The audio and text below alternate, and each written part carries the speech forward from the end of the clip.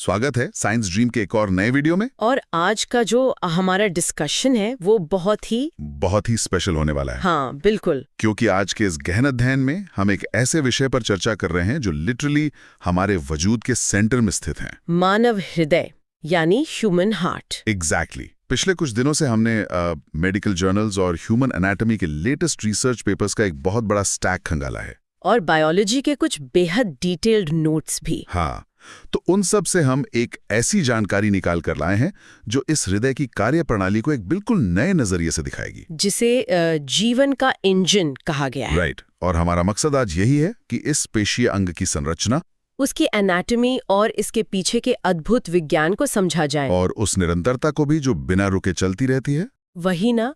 और इस पूरे विषय में जो स्रोत हमने देखे हैं उनमें सबसे चमत्कारी तथ्य वही है जहां से इसकी शुरुआत होती है। जब भ्रूण सिर्फ 4 सप्ताह का होता है। हाँ, सोचिए एक माँ के गर्भ में भ्रूण अभी सिर्फ 4 सप्ताह का है और वहां ये इंजन पहली बार धड़कता है। 4 सप्ताह मतलब आकार में बेहद छोटा होगा। बिल्कुल, सिर्फ सेल्स का एक गुच्छा होता है और वहां एक ऐसी इलेक्ट्रिकल पल्स पैदा होती है जो अगले 8 या 9 दशकों तक बिना रुके अपना काम करती रहेगी, बिना थके।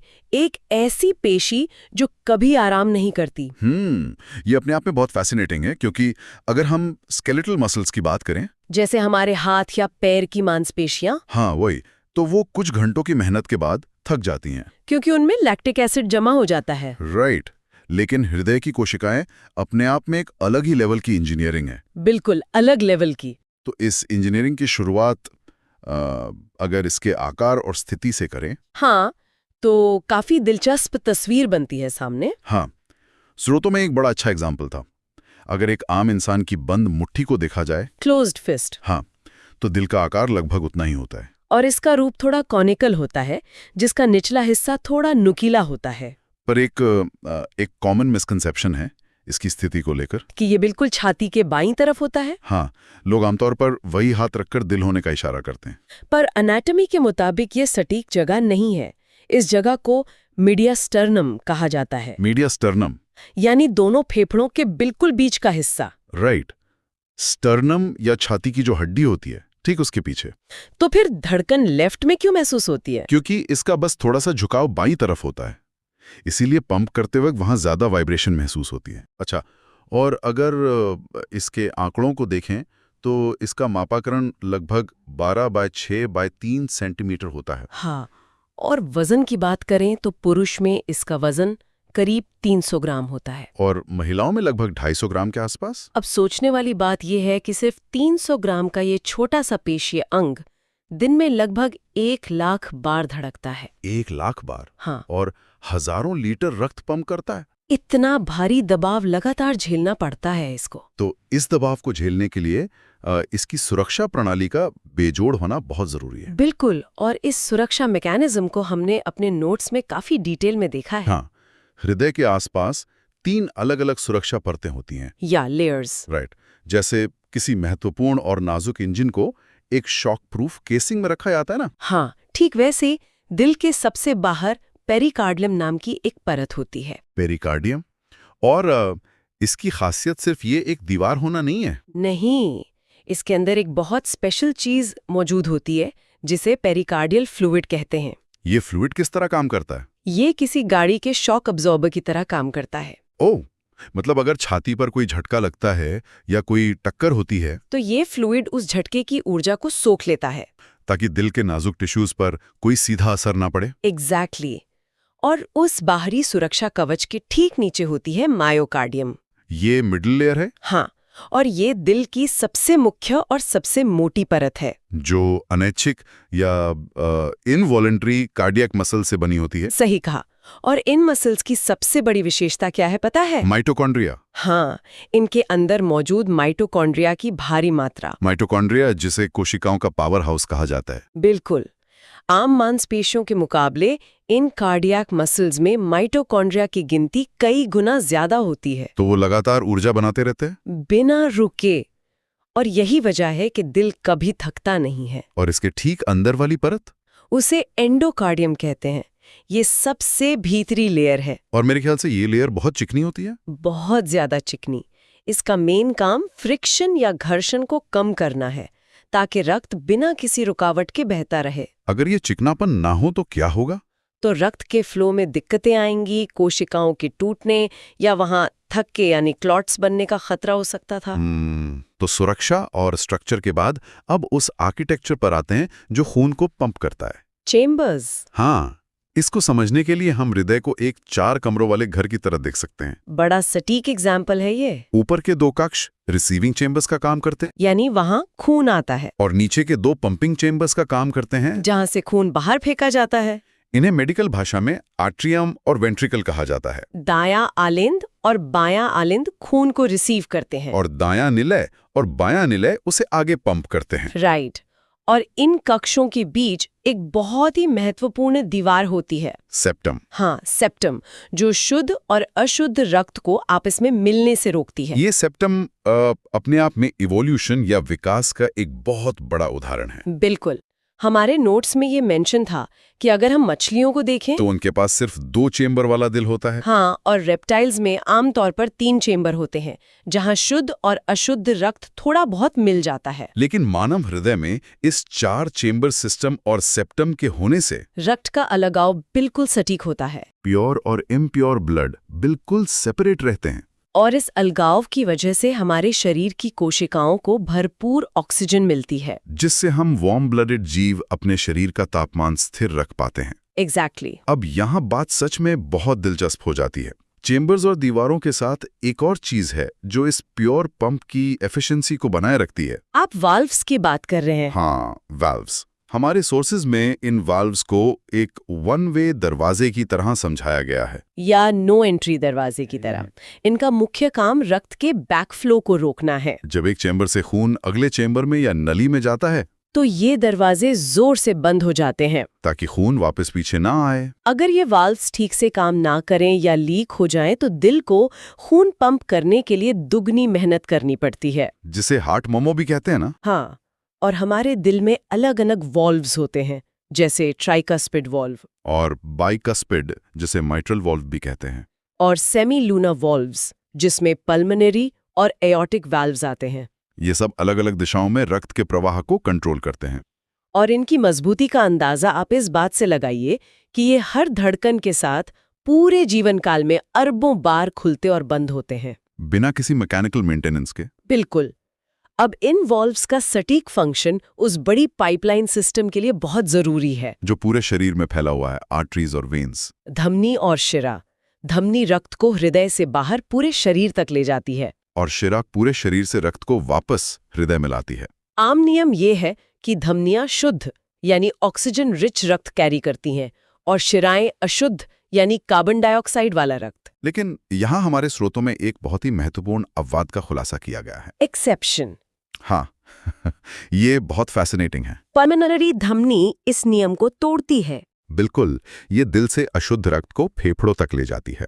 और इसके विपरीत पल्मोनरी शिरा फेफड़ों से ऑक्सीजन से भरा शुद्ध रक्त दिल तक लाती है। ये एक ऐसी डिटेल है जो इस पूरे सर्कुलेशन सिस्टम को और भी कॉम्प्लेक्स बनाती है। और इसी पूरे प्रोसेस को डबल सर्कुलेशन कहा जाता है। डबल सर्कुलेशन मतलब ये सिस्टम अपने आप में 2 अलग-अलग लूप्स में काम करता है। हाँ, एक लूप फेफड़ों का है और दूसरा पूरे शरीर का। इस प्रोसेस को थोड़ा डिटेल में समझते हैं। अगर हम दाएं हिस्से की बात करें, राइट साइड, जहां से अशुद्ध रक्त आता है, उसकी शुरुआत कहाँ से होती है? वीना केवा से। शरीर की कोशिकाएं जब ऑक्सीजन का इस्तेमाल कर लेती हैं तो वो कार्बन डाइऑक्साइड रक्त में मिल जाती है, और ये अशुद्ध रक्त वेना केवा के रास्ते दाएं आलिंद में आता है, राइट एट्रियम में। फिर वहां से ट्राइकस्पिड वाल्व खुलता है और खून दाएं निलय यानी राइट वेंट्रिकल में पहुंचता है। अब जब दायां निलय कॉन्ट्रैक्ट करता है तो क्या होता है? तो रक्त पल्मोनरी वाल्व से होते हुए पल्मोनरी धमनी के रास्ते सीधा दोनों फेफड़ों तक भेज दिया जाता है, और लंग्स में जाकर गैस एक्सचेंज होता है, कार्बन डाइऑक्साइड बाहर और नई ऑक्सीजन अंदर। हाँ, तो ये हो गया पहला लूप, जहां खून का शुद्धिकरण हुआ। अब बारी आती है इस ऑक्सीजन वाले रक्त को वापस दिल में लाने की, जो कि लेफ्ट साइड यानी बाएं हिस्से का काम है। फेफड़ों से निकलकर ये ताज़ा शुद्ध रक्त पल्मोनरी शिरा के रास्ते बाएं आलिंद में आता है, यानी लेफ्ट एट्रियम में। फिर वहां से बाइकस्पिड वाल्व के जरिए ये बाएं निलय में उतरता है, लेफ्ट वेंट्रिकल में, और यहाँ एक पॉइंट है जो हमारे डीप डाइव का एक बड़ा टेक अवे है। कि बाएं निलय पूरे हृदय का सबसे मजबूत और सबसे मोटा चेंबर होता है। सबसे स्ट्रॉन्ग चेंबर। हाँ, और इसके सबसे मजबूत होने का कारण भी बहुत लॉजिकल है। बिल्कुल। दाएं निलय को खून सिर्फ फेफड़ों तक पंप करना होता है, जो दिल के ठीक बगल में ही होते हैं। वहाँ दबाव कम होता है। लेकिन बाएं निलय को खून इतने भारी दबाव के साथ पंप करना होता है कि वो गुरुत्वाकर्षण के खिलाफ जाकर सिर तक भी पहुंचे। और ठीक पैर के अंगूठे तक भी। उस एक झटके की ताकत इतनी होती है कि वो रक्त को आयोटा में ढकेल देता है। आयोटा, जो हमारे शरीर की सबसे बड़ी धमनी है, वहां से फिर रक्त पूरे शरीर की यात्रा पर निकल जाता है। इस पूरे चक्कर में ये जो पंपिंग एक्शन है, इसमें संकुचन को सिस्टोल कहते हैं। हाँ, कॉन्ट्रैक्शन को सिस्टोल और शिथिलन यानी रिलैक्सेशन को डायस्टोल। और इसी आकुंचन और प्रसार के कारण एक ध्वनि पैदा होती है, जिसका हमने पहले भी थोड़ा जिक्र किया था। बल्कि लियब और डब की आवाज, जिसे स्टेथोस्कोप से सुना जा सकता है। पर ये आवाज असल में दिल की मांसपेशियों की नहीं होती। नहीं, ये उन चारों वैल्व्स के बंद होने से आने वाली थप-थप की आवाज होती है। लब डब, बस यही आवाजें इस लगातार चलने वाले चक्कर का प्रतीक हैं। और इन सब के बीच हमें उस लिक्विड को नहीं भूलना चाहिए जो इस पूरे पाइपलाइन में दौड़ रहा है। रक्त, खून। हाँ, रक्त कोई साधारण तरल नहीं है। इसका साइंटिफिक वर्गीकरण एक तरल संयोजी ऊतक यानी लिक्विड कनेक्टिव टिश्यू के रूप में किया गया है। एक आम इंसान के शरीर में इसकी मात्रा लगभग 5 से 6 लीटर होती है ना? बिल्कुल, और इसका पीएच मान 7.4 होता है। यानी ये हल्का सा क्षारीय या अल्कलाइन होता है। राइट। इस पूरे 5-6 लीटर रक्त में 55% हिस्सा प्लाज्मा का होता है, जो कि पानी जैसा होता है। और बाकी 45% वो रक्त कोशिकाएं होती हैं, जिसमें सबसे मुख्य किरदार हीमोग्लोबिन निभाता है। हीमोग्लोबिन ही वो ऑक्सीजन ट्रांसपोर्टर है जो फेफड़ों से ऑक्सीजन को पकड़ता है और शरीर के हर एक कोने तक छोड़कर आता है। पर इन सभी डिटेल को समझने के बाद मेरे दिमाग में एक बड़ा सवाल आता है। क्या? हमारे पास वाल्व्स हैं, चेम्बर्स हैं, ब्लड है, पर इस पूरे इंजन को चलाने के लिए एक पावर सोर्स की जरूरत तो होगी ना? इलेक्ट्रिसिटी। हाँ, इसको लगातार धड़कने का सिग्नल कहाँ से मिलता है? ये हृदय की सबसे बड़ी खासियत है। ये इंजन दिमाग के आदेश का मोहताज नहीं है। अच्छा, इसका अपना खुद का एक ऑटोनॉमस पावर ग्रिड होता है। अपना खुद का इलेक्ट्रिकल सिस्टम? हाँ, यहाँ तक कि अगर किसी मानव हृदय को शरीर से बाहर निकालकर एक ऐसे द्रव में रखा जाए जहाँ उसे ऑक्सीजन मिलती रहे, तो वो बाहर भी धड़कता रहेगा। बिल्कुल। ऐसा इसलिए होता है क्योंकि इसके पास अपना नेचुरल पेसमेकर होता है, ऐसे नोड। Cyano atrial node. ये दाएं आलिंद यानी राइट एट्रियम की ऊपरी दीवार में मौजूद एक छोटा सा टिश्यू का गुच्छा होता है। और ये लगातार छोटी छोटी इलेक्ट्रिकल वेव्स पैदा करता है। इसका पूरा काम ही हार्ट रेट कंट्रोल करना है। जब ये सिग्नल पैदा होता है तो वो एक करंट की तरह दिल की पार्टियों में दौड़ता है और उन्हें कॉन्ट्रैक्ट होने का निर्देश देता है, जिससे एक परफेक्ट रिदम बनती है। और अगर किसी वजह से ये प्राकृतिक इलेक्ट्रिकल सिस्टम फेल हो जाए तो क्या होता है? तो वहाँ डॉक्टर्स आर्टिफिशियल पेसमेकर का इस्तेमाल करते हैं, जो कि एक बैटरी से चलने वाली छोटी सी डिवाइस होती है। हाँ, जिसे सर्जिकली छाती में लगाया जाता है और ये ठीक ऐसे नोड वाले इलेक्ट्रिकल पल्सेस जनरेट करती है ताकि दिल अपनी सटीक गति से धड़कता रहे। ये सच में मेडिकल साइंस का बड़ा चमत्कार है। और रोजमर्रा के जो क्लिनिकल वाइटल्स हम चेक करते हैं वो भी इसी सिस्टम पर आधारित हैं। जैसे ईसीजी, इलेक्ट्रोकार्डियोग्राम, वो जो ग्राफ पेपर पर ऊपर नीचे होती हुई रेखाएं हम देखते हैं, वो असल में इसी ऐसे नोड द्वारा भेजी गई विद्युत तरंगों का चित्र होता है। तो अगर ग्राफ में कोई इर्रेगुलरिटी आती है तो पता चल जाता है कि इलेक्ट्रिकल सिस्टम में कहीं प्रॉब्लम है। बिल्कुल। और ब्लड प्रेशर यानी रक्तचाप की बात करें तो 120/80 mmHg का आदर्श आंकड़ा इसी पंपिंग से जुड़ा है। 120 सिस्टोलिक का आंकड़ा है, यानी जब दिल ने पंप किया और नलियों में दबाव सबसे ज्यादा था। और 80 डायस्टोले का आंकड़ा है, जब दिल आराम की स्थिति में अगले पंप के लिए रक्त से भर रहा था। उस आराम के वक्त भी 80 का दबाव बना रहता है ताकि खून पीछे ना हटे। और नॉर्मल हार्ट रेट यानी 72 धड़कनें प्रति मिनट भी इसी सटीक इंजीनियरिंग का हिस्सा है। सच में ये एक परफेक्ट मशीन है। पर जब हम परफेक्शन और एवोल्यूशन की बात करते हैं तो स्रोतों में कुछ ऐसे हैरान अंगेज फैक्ट्स भी थे जो हमें शेयर करने चाहिए। पशु जगत के बारे में हम यहाँ 300 ग्राम के दिल की बात कर रहे हैं, पर ब्लू व्हेल का दिल दुनिया में सबसे बड़ा होता है।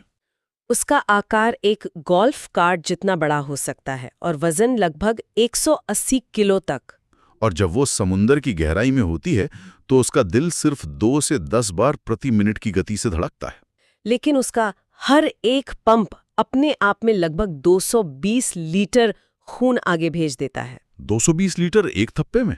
ये आकार का एक सिरा है, पर दूसरा सिरा और भी आश्चर्यजनक है। ऑक्टोपस की बात कर रहे हैं आप? हाँ, ऑक्टोपस के पास एक नहीं बल्कि 3 दिल होते हैं। और इसके पीछे का कारण उसका संचारण तंत्र है। उसके 2 दिल सिर्फ फेफड़ों यानी गिल्स को खून भेजते हैं और एक मुख्य दिल पूरे शरीर को खून भेजता है। और मजेदार बात यह है कि जब ऑक्टोपस तैरता है तो उसका मुख्य दिल धड़कना बंद कर देता है। इसीलिए वो तैरने की जगह समुद्र की सतह पर रेंगना ज्यादा पसंद करता है, क्योंकि उसमें ऊर्जा कम लगती है। और इसका खून लाल नहीं नीला होता है, ब्लू ब्लड, क्योंकि इसके खून में ऑक्सीजन ले जाने के लिए आयरन पर आधारित हीमोग्लोबिन नहीं होता, बल्कि कॉपर पर आधारित हीमोसाइनिन होता है, जो ठंडे और गहरे समुद्र में ज्यादा कारगर है। नेचर का अपना ही अलग साइंस है। एक तरफ 3 दिल और नीले खून वाला जीव, और एक तरफ हम मानव। हाँ, एक औसत मानव जीवन में हमारा ये एकमात्र दिल लगभग 2.5 अरब बार धड़कता है। 2.5 बिलियन टाइम्स। एक ऐसा पेशीय अंग जो कभी आराम नहीं करता और एक कॉम्प्लेक्स लेकिन बेहद सटीक मशीन की तरह काम करता है। हमने देखा कि कैसे पेरिकार्डियम और मायोकार्डियम इसकी सुरक्षा करते हैं, कैसे चेम्बर्स और वाल्व्स डबल सर्कुलेशन को संभव बनाते हैं, और सबसे बढ़कर वो ऐसे नोड जो एक पावर ग्रिड की तरह बिना थके धड़कन पैदा करता रहता है। इन सब स्रोतों पर चर्चा करने के बाद एक बड़ा ही दिलचस्प और थोड़ा अलग विचार दिमाग में आता है। कैसा विचार? देखिए, हमने ऑक्टोपस के 3 दिलों का सिस्टम देखा और हमारे दिल की 2.5 अरब बार धड़कने की क्षमता को जाना। राइट। अगर मेडिकल साइंस इसी रफ्तार से आगे बढ़ता रहा जहां आज हम आर्टिफिशियल पेसमेकर लगा सकते हैं, तो क्या फ्यूचर में हम इस नेचुरल इंजीनियरिंग को पूरी तरह डिकोड कर लेंगे? यही सवाल है। क्या ऐसा संभव है कि हम ऐसे नोड की बायोइलेक्ट्रिसिटी और ऑक्टोपस जैसे जीवों के एवोल्यूशनरी ट्रेट्स को मिलाकर एक ऐसा आर्टिफिशियल और अमर पेसमेकर तैयार कर सके? हाँ, जो इंसान के जीवन काल को और भी आगे ले जा सके। एक ऐसी डिवाइस जो शरीर के थकने के बाद भी हृदय को ऊर्जावान रखे। ये वाकई में सोचने पर मजबूर करने वाला सवाल है, और कौन जानता है, शायद फ्यूचर में विज्ञान इस मुकाम तक भी पहुंच जाए। संभावनाएं तो अनंत हैं। बिल्कुल। इस गहन अध्ययन में हमारे साथ जुड़ने के लिए और दिल के इस अद्भुत विज्ञान को समझने के लिए आप सभी का बहुत बहुत आभार। इंजन ऑफ लाइफ का सच में कोई जवाब नहीं है। सही कहा। हम आगे भी ऐसी हैरान अंगेज विषयों पर डिटेल में चर्चा करते रहेंगे। तब तक के लिए विज्ञान के इन चमत्कारों को एक्सप्लोर करते रहिए, और सबसे जरूरी बात, अपने जीवन के इस अनमोल इंजन का ख्याल रखें। बिल्कुल। धन्यवाद।